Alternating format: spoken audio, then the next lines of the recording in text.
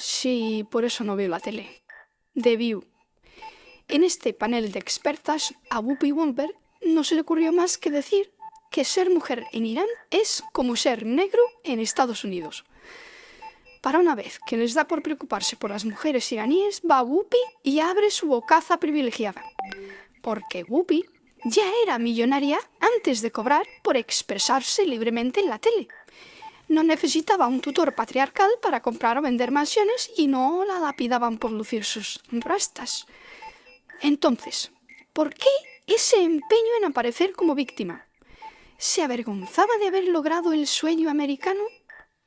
Hola, soy Bárbara Vara y mis pronombres personales son yo, me, me, conmigo. Y los tuyos también.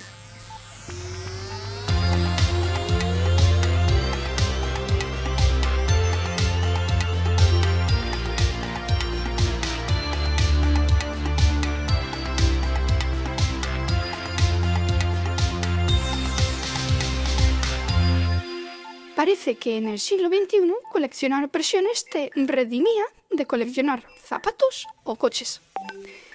Ya sabíamos que la sociedad se divide en oprimidos y opresores, nos lo dijo Karl Marx.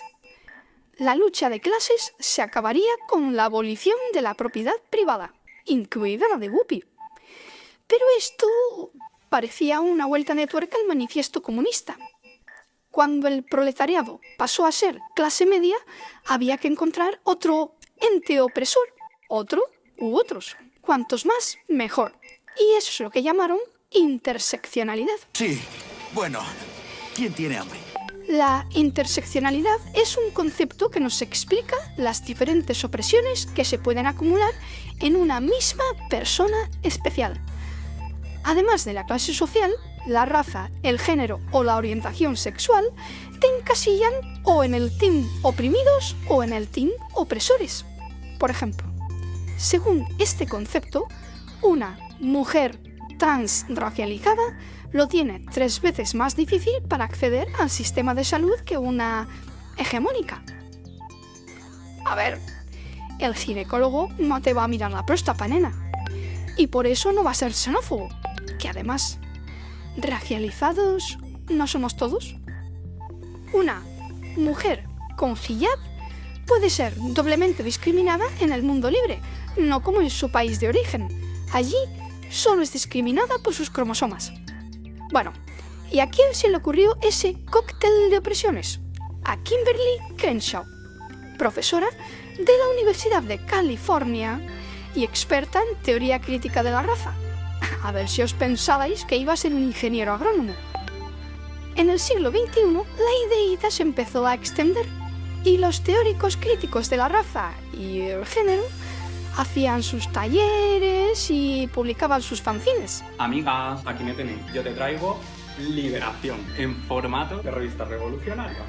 Corriente Roja, te presentamos nuestro análisis sobre la opresión de género y racial. Con esta página roja queremos debatir contigo la ideología que nos divide a la clase trabajadora entre opresores y oprimides y la desigualdad estructural a la que nos somete este sistema. Ahí es nada. ¡Mua! Oye, el aro y la nariz siempre están oprimidos, ¿no? Que si esto se quedase en narrativas emancipadoras de asamblea de barrio, pues mira, mejor que estén ahí que haciendo daño. Pero la interseccionalidad empezó a calar en las políticas públicas y hasta en las legislaciones. El gobierno de Canadá usa su guía GBA Plus y el marco de ONU Mujeres para evaluar el efecto de sus políticas públicas en la Macedonia de opresiones. En la Unión Europea, el Instituto para la Igualdad de Género ofrece módulos de formación en interseccionalidad para funcionarios.